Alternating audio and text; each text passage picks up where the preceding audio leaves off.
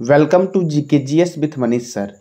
आज 20 अक्टूबर 2022 है और आज के जितने भी महत्वपूर्ण करंट अफेयर होंगे वो हम इस वीडियो में डिस्कस करेंगे। इस वीडियो का पीडीएफ टेलीग्राम चैनल पे मिल जाएगा और उसका लिंक वीडियो के डिस्क्रिप्शन बॉक्स में है, तो वहाँ से आप ज्वाइन कर लेना। आइए शुरू करते हैं आज का पहला प्रश्न। आज का पहला प्रश्न है, अंतर्राष्ट्रीय सौर गठबंधन के अध्यक्ष के रूप में किसे चुना गया है? तो अंतर्राष्ट्रीय सौर गठबंधन के अध्यक्ष बने हैं आर.के. सिंह। देखो, भारत और फ्रांस को अंतर्राष्ट्रीय सौर गठबंधन के अध्यक्ष और सह अध्यक्ष के रूप में चुना गया है। अर्थात भारत जो है वह अंतर्राष्ट्रीय सौर गठबंधन का अध्यक्ष बना है और फ्रांस जो है वह सह अध्यक्ष बना है। ठीक है, देखो अब ये आर.के. सिंह कौन है? तो आर.के. सिंह केंद्रीय ऊर्जा और नवीनकरणीय ऊर्जा मंत्री जो हैं ये आर.के. सिंह है। और फ्रांस के सह अध्यक्ष कौन बने हैं? तो फ्रांस के जो विकास राज्य मंत्री हैं उनका नाम है किशोल जाचारोपोलू। ये बने हैं ISA के सह अध्यक्ष। देखो, ISA यानी कि इंटरनेशनल सोलर अलायंस की 5वीं सभा की बैठक जो हुई वो नई दिल्ली में हुई। ठीक है, इंटरनेशनल सोलर अलायंस का मुख्यालय है गुरुग्राम हरियाणा में और इसकी स्थापना हुई थी 30 नवंबर 2015 को। कब हुई? तो इंटरनेशनल सोलर अलायंस जिसका मुख्यालय गुरुग्राम में है इसकी स्थापना हुई 30 नवंबर 2015 को। अब अगला प्रश्न आपका है, हाल ही में 22वां विश्व ब्लॉकचेन शिखर सम्मेलन का आयोजन कहाँ हुआ? तो 22वां विश्व ब्लॉकचेन शिखर सम्मेलन का आयोजन हुआ दुबई में। यह ब्लॉकचेन क्या है? तो ब्लॉकचेन है डिजिटल संपत्ति के स्वामित्व के रिकॉर्ड को इकट्ठा करना ब्लॉकचेन है। और यह हुआ कहाँ 22वां? तो दुबई में हुआ है। दुबई जो है ये UAE में है। तो यूनाइटेड अरब अमीरात की राजधानी है अबू धाबी और यूनाइटेड अरब अमीरात की करेंसी है दिरहम। क्या है? दिरहम। यूनाइटेड अरब अमीरात दिरहम। प्रेसिडेंट हैं UAE के मोहम्मद बिन जयाद अल नयान और प्राइम मिनिस्टर है मोहम्मद बिन रशीद अल मख्तूम। UAE के प्राइम मिनिस्टर हैं। ठीक है, अब अगला प्रश्न आपका है, हाल ही में कौन सा प्रश्न है आपका? तो हाल ही में भारत के 27वें नए लेखा महानियंत्रक कौन बने हैं?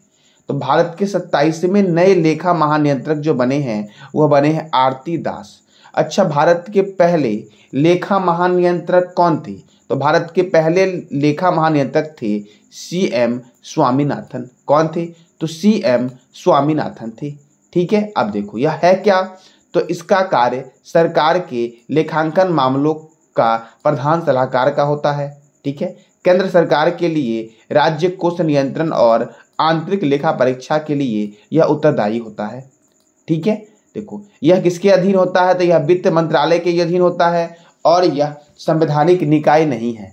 ठीक है, अगर पूछ ले आपसे कि CGA एक ऐसा निकाय है, तो CGA जो है आपका वो संवैधानिक निकाय नहीं है, अर्थात गैर संवैधानिक निकाय है।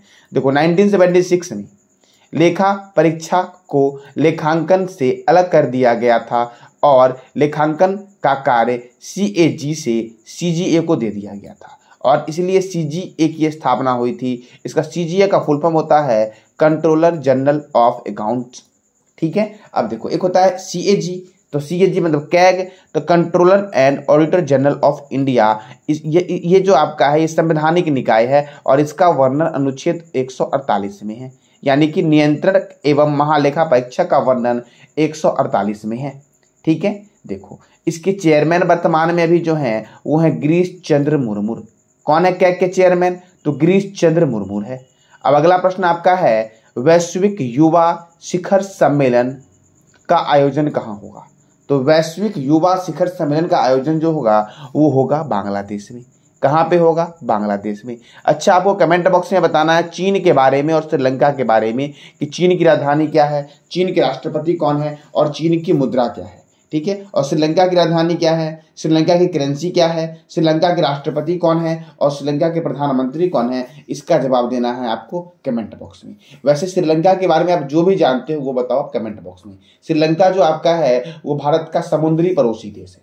भारत के 2 समुद्री पड़ोसी देश है, एक श्रीलंका और दूसरा मालदीव। अगर आपसे पूछे कि भारत के कुल पड़ोसी देश कितने हैं तो 9 हैं, 7 स्थलीय और 2 जलीय। देखो यह युवा शिखर सम्मेलन में 70 देश की युवा भाग लेगी और यह हो कहाँ रहा है, बांग्लादेश में हो रहा है। तो बांग्लादेश की राजधानी क्या है, ढाका। करेंसी क्या है, बांग्लादेशी टाका। और बांग्लादेश के प्रेसिडेंट हैं अब्दुल हामिद और बांग्लादेश के प्राइम मिनिस्टर हैं शेख हसीना। कौन है, तो शेख हसीना बांग्लादेश के प्राइम मिनिस्टर है। संप्रीति थल सैनिक अभ्यास जो होता है यह भारत और बांग्लादेश के बीच होता है। भारत और बांग्लादेश के बीच कौन सा अभ्यास होता है, तो संप्रीति थल सैनिक अभ्यास होता है। बंगबंधु नेशनल स्टेडियम जो है यह ढाका में है और जातीय संसद जो है वह बांग्लादेश की संसद का नाम है। ठीक है, देखो 17वें मुंबई अंतर्राष्ट्रीय फिल्म महोत्सव में आपका बांग्लादेश को कंट्री ऑफ फोकस राष्ट्र चुना गया था। शहीद इस्लाम को 10 महीने के लिए निलंबित किया गया था। अच्छा, क्रिकेट है तो बीसीसीआई के चेयरमैन चेंज हुए हैं। बीसीसीआई के चेयरमैन कौन है और आईसीसी के चेयरमैन कौन है, इस दोनों की जानकारी देनी है आपको कमेंट बॉक्स में। ठीक है, तमीम इकबाल ने T20 इंटरनेशनल क्रिकेट से संन्यास लेने की घोषणा की है। वनडे में 8000 रन बनाने वाले पहले बल्लेबाज जो है वो बांग्लादेश के कौन बने हैं, तो वो बने हैं तमीम इकबाल। बांग्लादेश के पहले बल्लेबाज 8000 रन बनाने वाले बने हैं तमीम इकबाल। ठीक है, बांग्लादेश की एक है जिसका नाम है वजीफा नाजरीन। तो वजीफा नाजरीन K2 फतह करने वाली बांग्लादेश की पहली महिला बनी है वजीफा नाजरीन। भारत ने बांग्लादेश को हराकर साउथ एशियन फुटबॉल यानी कि SAFF अंडर-20 फुटबॉल चैंपियनशिप जीती है। अच्छा, फुटबॉल तो फीफा जो आपका है, FIFA federation international D football association. FIFA की स्थापना कब हुई, फीफा के चेयरमैन कौन है और फीफा का हेडक्वार्टर कहाँ है, इसका जवाब देना है आपको कमेंट बॉक्स में। ठीक है, चलो अगला प्रश्न आपका है, हाल ही में किसने पेंशन भोगियों के लिए एकीकृत पोर्टल लॉन्च किया है, तो केंद्रीय मंत्री हैं जितेंद्र सिंह। इन्होंने पेंशन भोगियों के लिए एकीकृत पोर्टल लॉन्च किया है। यह पोर्टल का उद्देश्य पेंशन भोगियों के लिए जीवन की सुगमता सुनिश्चित करना है, इस पोर्टल का उद्देश्य। और यह एकीकृत पोर्टल लॉन्च किसने किया है, तो केंद्रीय मंत्री जितेंद्र सिंह ने यह लॉन्च किया है। अब अगला प्रश्न आपका है, हाल ही में किस राज्य में पहले सरकारी अंग्रेजी माध्यम कॉलेज का उद्घाटन किया गया है। मैंने कल बताया था कि मध्य प्रदेश में अमित शाह जी ने MBBS को हिंदी में एक पाठ्यक्रम की लॉन्च की थी मध्य प्रदेश में। और अभी मैं क्या बता रहा हूं कि पहले सरकारी अंग्रेजी माध्यम कॉलेज का उद्घाटन जो किया गया है वह किस राज्य में किया गया है। ठीक है, तो यह जो आपका है यह किया गया त्रिपुरा राज्य का पहला अंग्रेजी माध्यम से कॉलेज है, यह आपका त्रिपुरा का पहला है। ठीक है ना, और त्रिपुरा की राजधानी है अगरतला। त्रिपुरा के गवर्नर हैं सत्यदेव नारायण आर्य और त्रिपुरा के मुख्यमंत्री हैं मानेक शाह। त्रिपुरा में बाइसन राष्ट्रीय उद्यान है, राजबई राष्ट्रीय उद्यान है। ठीक है, तीनों तरफ से बांग्लादेश से घिरा हुआ राज्य त्रिपुरा है और त्रिपुरा में रुद्र सागर झील है और नीर महल है। ठीक है, अर्न विथ लर्न मोबाइल जो ऐप जो लॉन्च किया गया था वो त्रिपुरा सरकार के द्वारा लॉन्च किया गया था और पशु चिकित्सा स्वास्थ्य सेवा शुरू करने की घोषणा की थी आपका त्रिपुरा ने। किसने की थी, त्रिपुरा ने। और भारत का पहला बायो विलेज जो तैयार किया गया है वह त्रिपुरा में ही भारत का पहला बायो विलेज तैयार किया गया है। अब अगला प्रश्न आपका है, हाल ही में एशिया की सबसे बड़ी कंप्रेस्ड बायोगैस प्लांट अर्थात CNG का उद्घाटन किस राज्य में किया गया है, तो कंप्रेस्ड बायोगैस प्लांट का शुभारंभ जो किया गया है यह पंजाब के संगरूर जिले में किया गया है। कहाँ किया गया है, तो इसका उद्घाटन किया गया है पंजाब के संगरूर जिले में और यह 20 एकड़ में फैला हुआ है। कितना एकड़ फैला हुआ है, 20 एकड़ में। अब पंजाब तो पंजाब की राजधानी है चंडीगढ़। पंजाब के गवर्नर है बनवारी लाल पुरोहित और पंजाब के मुख्यमंत्री हैं भगवंत मान। ठीक है, देखो पंजाब में राज्यसभा सीट 13 है, लोकसभा पंजाब में राज्यसभा सीट 17 है, राज्यसभा सीट 17 है और लोकसभा सीट 13 है। पंजाब में अबोहर वन्यजीव अभ्यारण्य है। पंजाब में हरिके लेक वन्यजीव अभ्यारण्य है। कौन सा वन्यजीव अभ्यारण्य, तो हरिके लेक वन्यजीव अभ्यारण्य है। भाखड़ा नांगल परियोजना सतलज नदी पर स्थित है और यह हिमाचल प्रदेश, हरियाणा, राजस्थान और पंजाब में है। स्वर्ण मंदिर का शहर अमृतसर, बगीचों का शहर कपूरथला और पंजाब में भारतीय सेना ने संयुक्त अभ्यास गगन स्ट्राइक शुरू किया था। अब अगला प्रश्न आपका है, हाल ही में राष्ट्रीय कांग्रेस पार्टी के अध्यक्ष कौन बने हैं? तो राष्ट्रीय कांग्रेस पार्टी के अध्यक्ष जो बने हैं वो बने हैं मल्लिकार्जुन खड़गे। कौन बने हैं? तो मल्लिकार्जुन खड़गे भारतीय कांग्रेस पार्टी के अध्यक्ष बने हैं। अब भारतीय कांग्रेस पार्टी देखो, तो भारतीय कांग्रेस पार्टी की स्थापना जो की गई थी आपकी, वो एलन ऑक्टेवियो ह्यूम के द्वारा किया गया था। देखो, पहले भारतीय राष्ट्रीय कांग्रेस पार्टी को जानते थे भारतीय राष्ट्रीय संघ के नाम से, ठीक है। और 1984 में यह इसकी स्थापना हुई थी आपका भारतीय राष्ट्रीय संघ के दौर में, ठीक है ना। प्रथम अधिवेशन जो हुआ था आपका इसका बंबई में हुआ था, और यह कब हुआ था? तो 1885 में हुआ था, ठीक है। तभी से आपका माना जाता है कि भारतीय राष्ट्रीय कांग्रेस की स्थापना 1885 में हुई थी। पहले अध्यक्ष थे भाई उमेश चंद्र बनर्जी, लॉर्ड रिपन इस समय कार्यकाल थे। जब प्रथम अधिवेशन हुआ था तो कौन किस गवर्नर कार्यकाल था? तो लॉर्ड रिपन का था, ठीक है। दादा भाई नौरोजी के सुझाव पर इसका नाम बदल दिया गया था और भारतीय राष्ट्रीय संघ के जगह भारतीय राष्ट्रीय कांग्रेस पार्टी कर दिया गया था।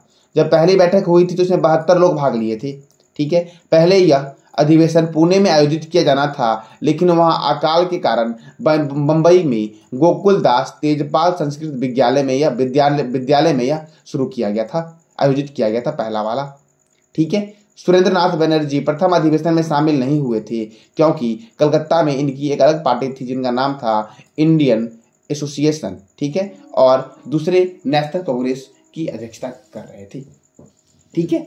तो मैंने क्या बताया कि सुरेंद्र नाथ बनर्जी जो थे यह इस प्रथम अधिवेशन में शामिल नहीं हुए थे। क्यों नहीं हुए थे? क्योंकि कलकत्ता में इंडियन एसोसिएशन के दूसरे नेशनल कांग्रेस की यह अध्यक्षता कर रहे थे, इसीलिए यह क्या थे? अनुपस्थित थे आपका। तो पूछा गया कई बार एग्जाम में कि निम्नलिखित में से कौन कांग्रेस अधिवेशन के प्रथम सदस्य के रूप में शामिल नहीं हुए थे? तो उनका नाम क्या है? तो सुरेंद्र नाथ बनर्जी है। तो ये था आज का आपका करंट अफेयर, ठीक है। मैंने कल आपसे क्वेश्चन पूछा था कि हाल ही में इंटरपोल की 9वीं महासभा की मेजबानी कौन करेगा? तो इंटरपोल की 9वीं महासभा की आयोजन जो करेगा वो अपना देश भारत करेगा, ठीक है। देखो, इंटरपोल में भारत 1949 में शामिल हुआ था। Interpol International Criminal Police Organization, इसका मुख्यालय लियोन फ्रांस में है और इसकी स्थापना हुई थी 7 नवंबर 1923 को, और इसके प्रेसिडेंट है अहमद नसीर अल रहीसी। कौन है? तो अहमद नासिर अल रहीसी इसके प्रेसिडेंट हैं वर्तमान में। किसके? तो इंटरनेशनल क्रिमिनल पुलिस ऑर्गेनाइजेशन के। अब आज का आपका प्रश्न है, हाल ही में 2022 का बुकर पुरस्कार किसे दिया गया है? और बुकर पुरस्कार के बारे में आप जो भी जानते हो उसकी जानकारी हमें कमेंट बॉक्स में बताओ, ठीक है। तो ये था आज का आपका करंट अफेयर। जानकारी अच्छी लगी हो तो लाइक करें, शेयर करें और सब्सक्राइब करें। धन्यवाद।